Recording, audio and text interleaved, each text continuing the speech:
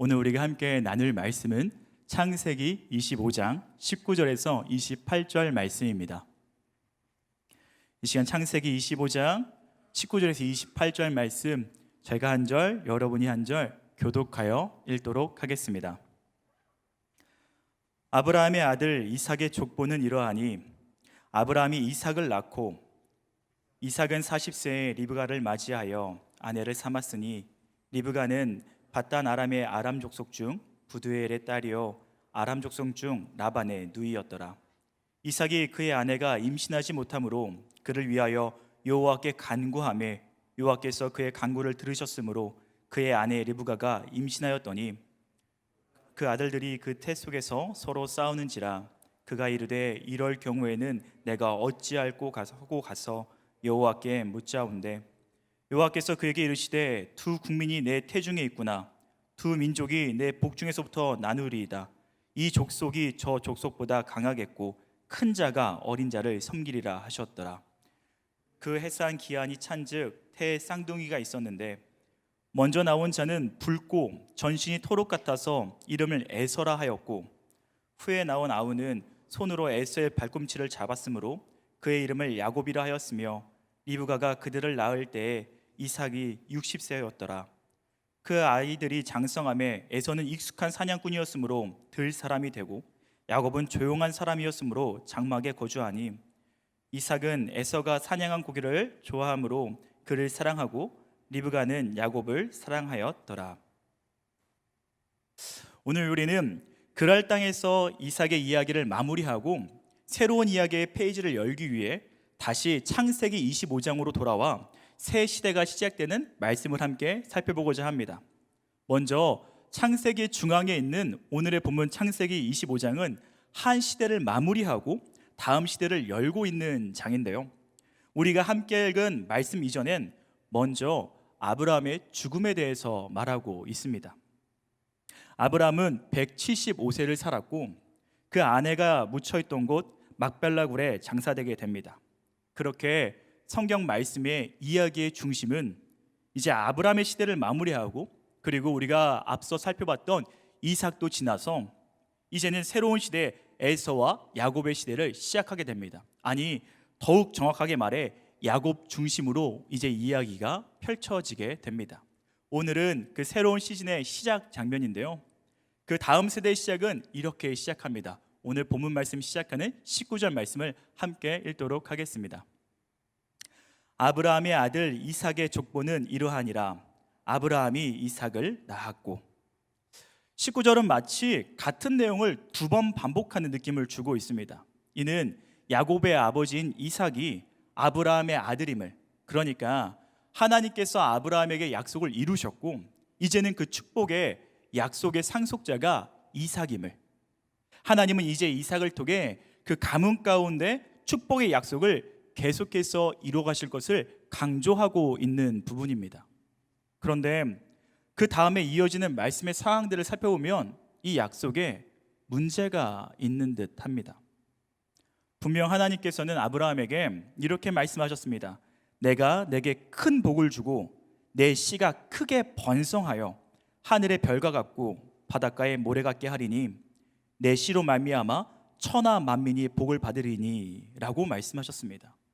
더구나 이 말씀은 창세기 22장에 나오는 말씀으로서 아브라함이 이삭을 번제단에 드릴 때 그것을 막으시고 그 믿음의 테스트를 통과한 아브라함에게 하나님이 친히 하셨던 말씀입니다.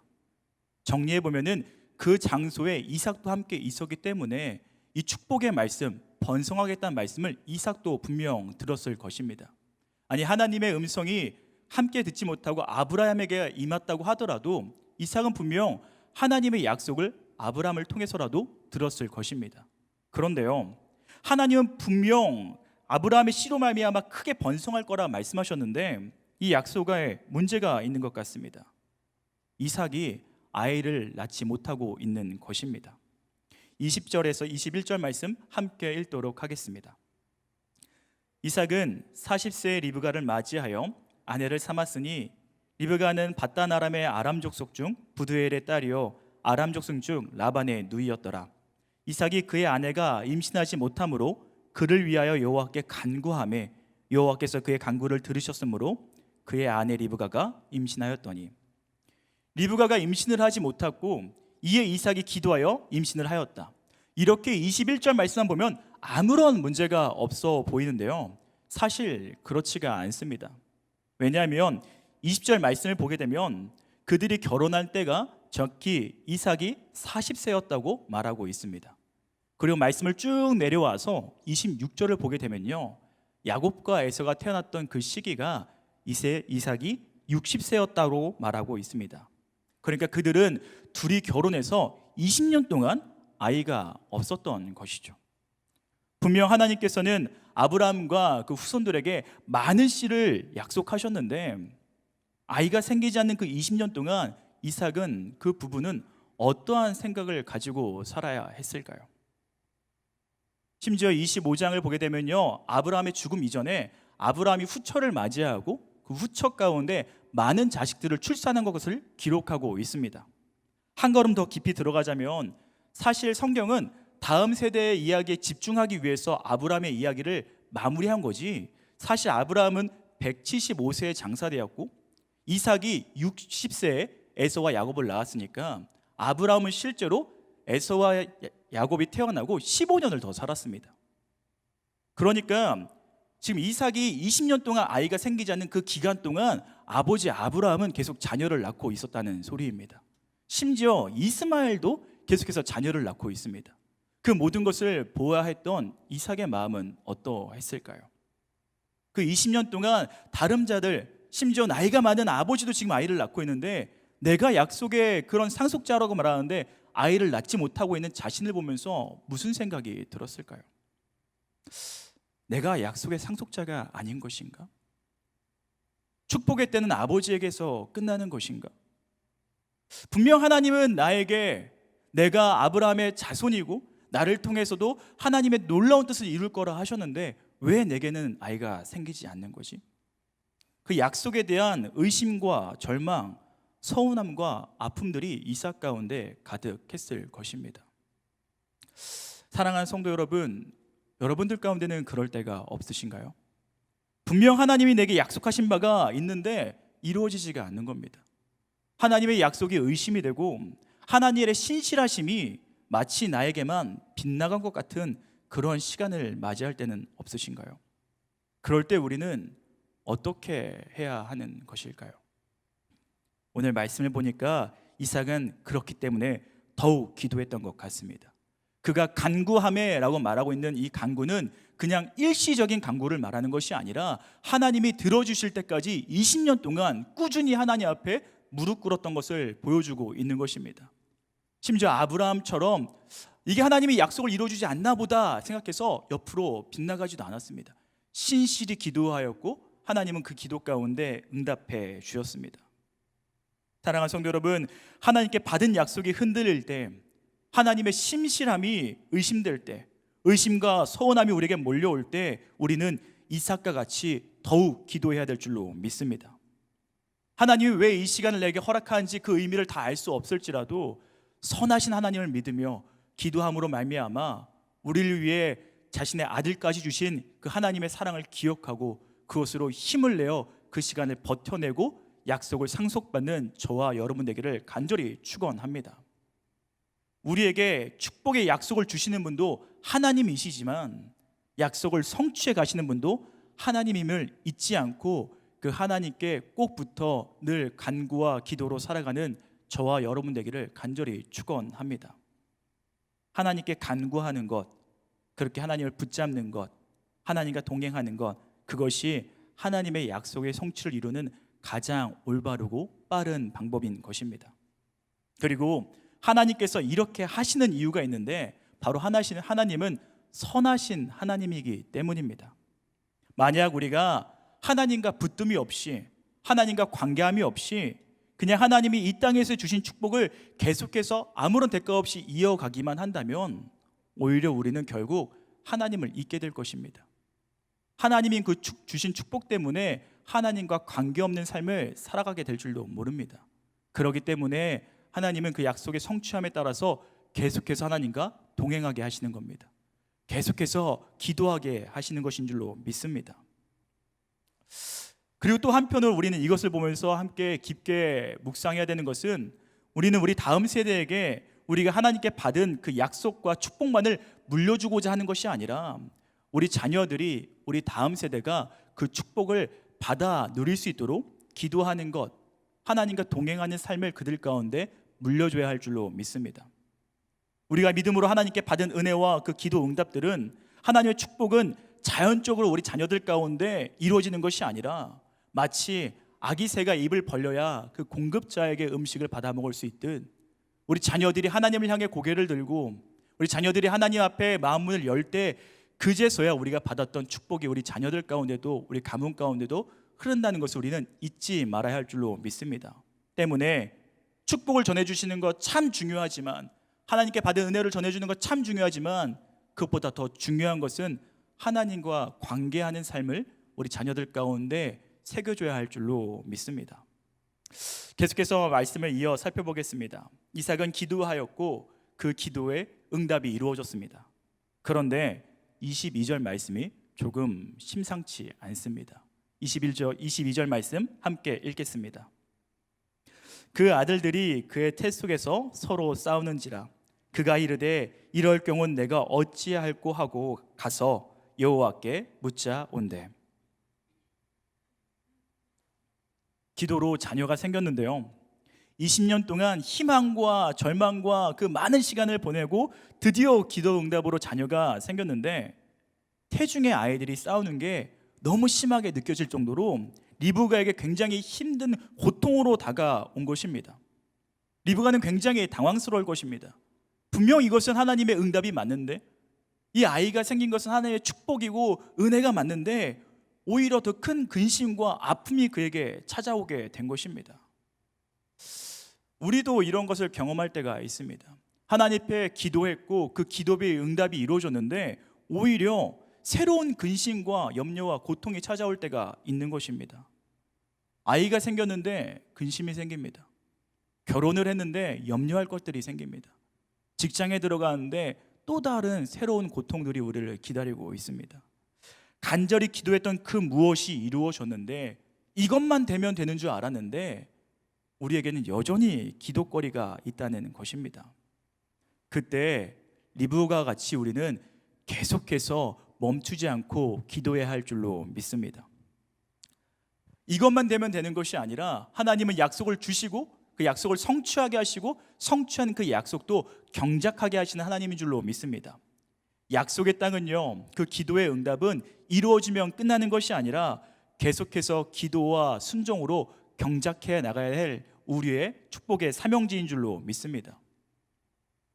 기도 응답, 그것은 계속해서 경작해야 됩니다. 기도 응답, 그것은 계속해서 하나님과 관계하며 나가야 하는 것입니다. 약속의 땅에 들어간 이스라엘 백성이 그것을 하지 않았습니다. 하나님이 이루어 주셨으니까 그냥 들어가서 하나님과의 관계를 끊어버렸습니다. 그렇게 자신의 소견에 따라 살아가기 시작할 때 이스라엘 백성이 무너진 것을 우리는 너무나 잘 알고 있습니다. 하나님 앞에 간절히 기도하는 것이 있나요? 그리고 그것이 이루어질 간절히 소망하나요? 우리가 그것을 준비하며 더 기도해야 할 것은, 하나님, 그 기도가 이루어지고 나서도 이 기도 생활이 끊기지 않게 하여 주옵소서. 약속의 땅을 받고서도 그것을 날마다 경작해어 나갈 수 있는 기도의 힘이 우리에게 있게 하여 주옵소서. 우리의 기도는 이렇게 되어야 할 줄로 믿습니다. 그런데 이것이 참 중요한데요, 기도를 하고 응답을 받으면 우리는 그 기도 응답 가운데 순종해야 될 줄로 믿습니다. 너무나 당연한 이야기인데, 때로 기도 응답이 우리의 마음에 들지 않을 때가, 우리를 당황스럽게 할 때가 있다는 것이 우리의 어려움이죠. 23절 말씀입니다. 여호와께서 그에게 이르시되 두 국민이 내 태중에 있구나. 두 민족이 내 복중에서부터 나누리이다. 이 족속이 저 족속보다 강하겠고 큰 자가 어린 자를 섬기리라 하셨더라. 아마 리브가는요, 이 문제를 안고 기도했을 때 하나님께서 태중의 고통을 이제 줄여주실 것을 기대했을지도 모르겠습니다. 그런 응답을 기대했을지 모르겠어요. 아니면 며칠 더 고생을 하다가 며칠쯤 되면 이 고통이 사라질 거다라는 응답을 기대했을지 모르겠습니다. 그런데 오늘 하나님의 기도의 응답은 전혀 뜻밖의 기대했던 것이 안 이루어진 정도가 아니라 상상하지 못했던 일들을 리브가에게 말씀해주고 있는 것입니다. 두 국민이, 두 민족이 내 태에서 나누겠다 말씀하십니다. 더구나 큰 자가 어린 자를 섬기게 될 것이다 라고 말하고 계십니다. 당시 문화에서는요, 이건 있을 수 없는 이야기였습니다. 당연히 장자가 가문을 이끌고 나가야 했습니다. 큰 자가 작은 자를 섬기겠다는 것은 당시 관습을 완전히 엎어버리는 것입니다. 어쩌면 가정 가운데 문제를 일으킬 수 있는 그런 문제거리를 하나님이 오히려 주고 계시는 것입니다.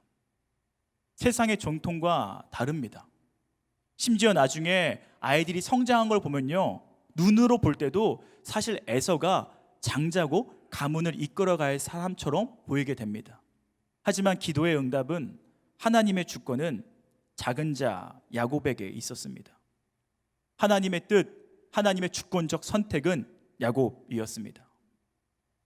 때로 이렇게 기도의 응답이 세상의 정통과 우리의 마음과 우리의 보기에 힘들지라도, 심지어 이해가 되지 않을지라도 우리는 그 말씀에 순종해야 될 줄로 믿습니다. 우리의 기도는 듣고 싶어하는 그 음성을 듣는 기도가 되는 것이 아니라 들어야 하는 그 하나님의 음성을 듣는 기도여야 할 줄로 믿습니다. 그리고 그 하나님의 뜻에 순종할 때 더 크고 놀라운 일이 일어날 줄로 믿습니다. 어떤 분들은 이것을 보면서 이렇게 말합니다. 하나님은 참 너무하십니다. 그러면 에서는 어떻게 되는 건가요? 하나님은 참 잔인하십니다. 너무 못되셨습니다 라고 말하는 분도 있습니다. 그러나 그것은 좀 잘못된 생각입니다. 사랑하는 성도 여러분, 토기장이가 진흙을 어떻게 만드는 것은 토기장이의 뜻입니다. 그리고 우리는 잊지 말아야 할 것이 하나님이 우리보다 지혜롭다는 사실입니다. 하나님이 우리의 생각보다 더 선하신 하나님이라는 사실입니다. 그리고 그 누구보다 공의로우신 분이 하나님이라는 사실입니다. 에서의 삶은 선하신 하나님께서 하나님의 방법으로 선하게 책임지셨을 줄로 믿습니다. 오히려 우리는 앞으로 하나님의 주권적인 선택에 귀 기울여서 자녀를 양육하지 않았던 이 가정이 어떠한 비극으로 치닫게 되는지 보게 될 것입니다. 우리가 기도했을 때 그 기도의 응답들이 내 생각과 세상의 정통과 다르다 할지라도 오히려 그것을 따르는 것이 가장 지혜로운 삶인 것을 우리는 잊지 않아야 할 줄로 믿습니다. 오늘 마지막 구절인 28절에 나타나는 편에는 앞으로 이 가정에 맞이하는 아주 큰 비극을 예고하고 있는 듯합니다. 이삭은 어쩌면 자신이 꿈꾸던 모습을 갖고 있던 그 남성다운 에서, 사냥을 잘하는, 세상에서 잘 나가는 에서를 보고 누구보다, 야곱보다는 가문을 이끌 그 장작감인 에서를 보고 그냥 그를 더욱 사랑했다라고 하고 있습니다. 리브가는 야곱을 사랑하였다라며 가족의 편애를 정확하게 짚어주고 있습니다. 이삭과 리브가는 아이들이 태중에 있을 때 하나님의 하신 그 이야기에 더욱 신경 쓰고 주의하며 아이들을 양육했어야 할 것입니다. 그러나 그러지 못합니다. 각자의 사랑에 따라, 각자의 마음에 따라 자녀들을 양육하게 이릅니다. 사랑하는 성도 여러분, 우리가 가정에서 아이들을 양육할 때 나의 마음에 따라, 나의 소견에 따라 아이들을 양육하는 것이 아니라 기도하고 하나님이 주신 말씀에 따라 우리 아이들을 양육해야 될 줄로 믿습니다. 이것은 우리의 가정의 이야기뿐만 아니라 우리 일터에서도, 우리의 만남 가운데서도 언제나 기도하고 그 기도에 따라야 할 줄로 믿습니다. 그때 우리 삶 가운데 비극은, 슬픔은 사라지고 오히려 더 평안과 아름다움이 생겨날 줄로 믿습니다. 말씀을 맺겠습니다. 우리는 오늘 다음 세대가 시작되는 장면 속에서 하나님의 축복이 그냥 이어지는 것이 아니라 기도함으로 성취된다는 것을 나누었습니다. 그리고 그 기도가 계속해서 이어져야 함을, 또 기도의 응답이 나의 생각과 나의 뜻, 세상의 정통과 다르다 할지라도 그것에 따르는 것이 가장 지혜롭다는 것을 우리는 나누었습니다. 사랑하는 성도 여러분, 우리의 모든 새로운 시작 가운데 이것을 기억하기를 간절히 소망합니다. 또 새날을 주신 오늘 이 하루 가운데도 아침을 시작하면서 기도함으로, 계속해서 기도함으로 하나님의 뜻을 따라 가장 아름다운 평안과 축복을 누리는 저와 여러분 되기를 간절히 축원합니다. 함께 기도하겠습니다. 언제나 우리의 기도를 들으시며 아름다운 주님의 뜻을 따라 우리의 삶을 인도하시는 하나님, 참 감사합니다. 주님, 우리가 날마다 기도함으로 우리 인생 가운데 주님이 준비하신 그 축복을 받아 누리는 삶을 살아가게 하여 주옵소서. 날마다 하나님을 의지하며 순종할 때 이루시는 그 더욱 크고 놀라운 일들을 경험하는 삶을 살아가는 자들 되게 하여 주옵소서. 우리의 가정과 일터와 삶을 하나님께 내어드리니 우리의 편협한 마음보다 더 크고 높으신 주의 뜻과 사랑으로 친히 가정과 일터와 우리의 삶의 모든 부분을 다스리시고 인도하여 주옵소서. 그렇게 주님이 주시고자 하는 은혜와 축복을 가득 누리는 우리 될 수 있도록 주님 오늘도 덮으시고 인도하여 주옵소서. 그렇게 하실 주님을 기대하고 믿사오며 살아계신 예수 그리스도의 이름으로 기도합니다. 아멘.